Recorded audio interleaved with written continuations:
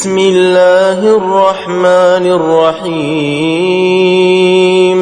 Alhamdulillahi Rabbil Alamin.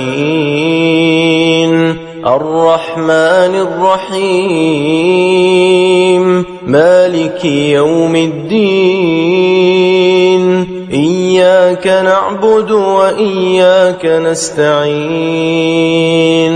اهدنا الصراط المستقيم صراط الذين أنعمت عليهم غير المغضوب عليهم ولا الضالين.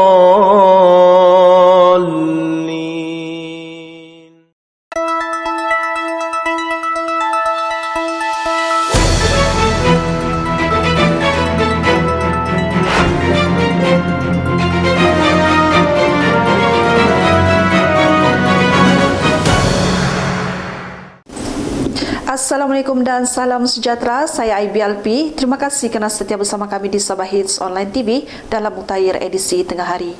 Kita teruskan ke tajuk utama. JRS kini entiti politik sah di Sabah. Cendawan merupakan satu industri yang sedang berkembang maju di negeri Sabah. KDM sedia bertarung pada PRU 15.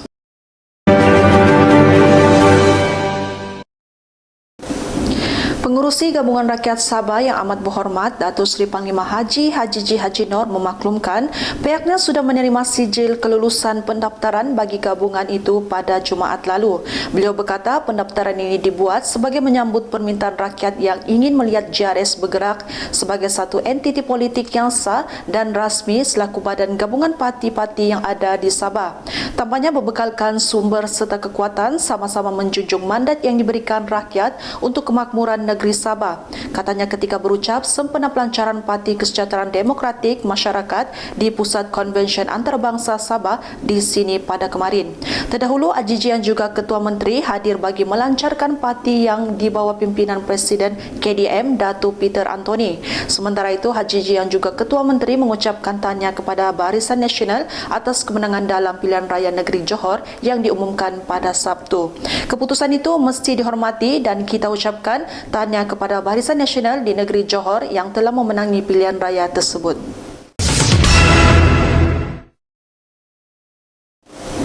Sempena lawatan ke kilang Cendawan Masilau pada kemarin, Timbalan Ketua Menteri merangkap Menteri Pertanian dan Perikanan Sabah, Datuk Seri Panglima Dr. Jeffrey Kitingan telah melawat beberapa tempat aktiviti pertanian dan peternakan dalam kawasan Kundasang. Beliau berkata Cendawan merupakan satu industri yang sedang berkembang maju dan boleh mendatangkan manfaat bukan hanya kepada koperasi pembangunan desa dan negeri tetapi juga kepada orang-orang kampung yang ikut serta dalam industri tersebut. Ini termasuklah pemprosesan Cendawan sehingga ke peringkat industri hiliran. Ujarnya bangunan pusat pengumpulan hasil yang terletak di belakang stesen minyak KPD Kundasang kini telah siap dibina dan akan mula beroperasi tidak lama lagi.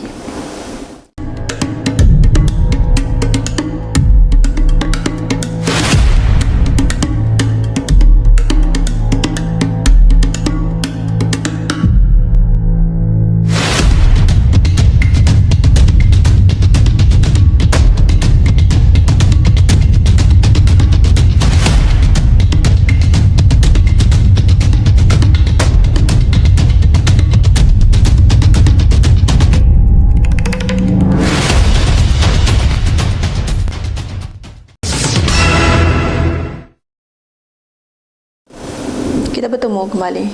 Parti Kesejahteraan Demokratik Masyarakat bersedia untuk membuat penampilan pertama mereka pada pilihan raya umum ke-15 yang dijangka bakal diadakan pada bila-bila masa dari sekarang.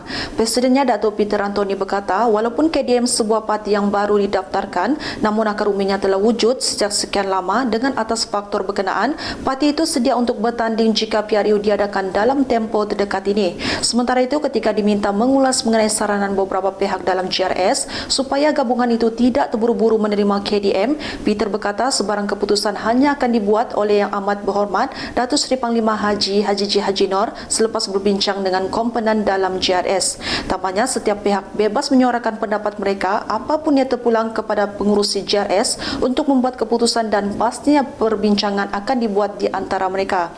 Ujarnya mereka juga dalam parti KDM, sebuah parti baru, ingin turut serta memperjuangkan kesejahteraan masyarakat di wilayah Sabah tanpa mengira perbezaan agama, kaum dan budaya. Big Coffee ni so-called healthy-licious coffee. Kita nak berubah daripada kopi yang tak sihat kepada kopi sihat. Ianya diadun menggunakan ramuan ubi merah, red beet. Saya rasa pengguna hari ini bijak, mereka boleh google apa itu red beet atau ubi beet merah yang khasiatnya diakui oleh masyarakat dunia, oleh pakar-pakar seperti pakar jantung dan sebagainya.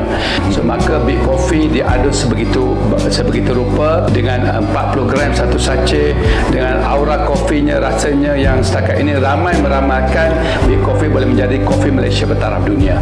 Big Coffee, terasa nikmatnya.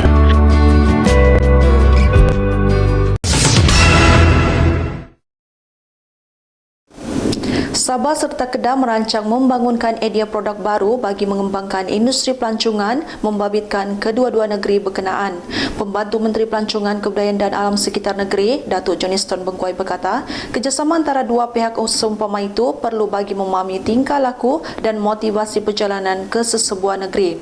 Sabah dan Kedah sangat popular dalam kalangan pelancong antarabangsa. Melihat perkara itu, wajar untuk mereka bekerjasama dengan pelancongan Kedah dan pihak berkaitan untuk mencari jalan menarik lebih ramai pelancong asing terutama dari Langkawi ke Sabah. Johnston yang juga pengerusi Lembaga Pelancongan Sabah menyatakan pihak STB juga bekerjasama dengan negeri-negeri lain untuk mempromosikan destinasi pelancongan masing-masing. Tambahnya, mereka berbincang untuk melakukan sesi libat urus dengan pelancongan Sabah untuk membangunkan produk baru bagi kedua-dua negeri dan melakukan promosi silang. Tikens ni dapat melegakan sembelit, dapat meratakan perut yang buncit, dapat membersihkan usus secara berkesan, mengurangkan berat secara efektif, mengurangkan sakit lutut dan dapat mengurangkan kebas kaki dan tangan.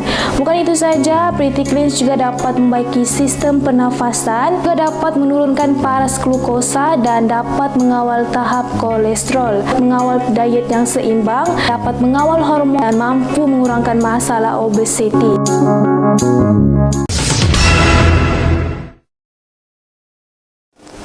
Kita bertemu kembali.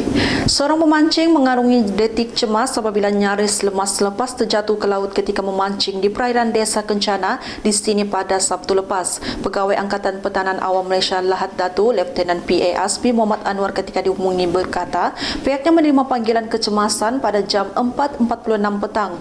Katanya kedua-dua mangsa berusia 29 dan 30 tahun itu dilaporkan keluar memancing dan salah seorang dari mereka hilang keseimbangan sehingga terjatuh ke laut. Tambahnya, sebaik menerima panggilan kecemasan, sepasukan anggota dan pegawai terus dikerahkan bersama aset ke lokasi kejadian. Mangsa yang terjatuh diselamatkan oleh rakannya, namun bot yang terbiar tanpa pengemudi terus berpusing-pusing dan sukar untuk dinaiki semula oleh kedua-dua mangsa. Asbi berkata kedua-dua pemancing kemudiannya diselamatkan dan mereka terus dihantar ke klinik Desa Kencana oleh ahli keluarga masing-masing. Kejadian tersebut bukan bot karam seperti yang digembar-gemburkan orang awam, sebaliknya hanya bot berpusing-pusing tanpa pengemudi. Lidahan ara hinggap kenari, hinggap sekawan di pohon jati. Terima kasih saudara-saudari memberi tumpuan sepenuh hati. Sekian saja berita hari ini. Saya Ivy, Sabah Hits Online TV.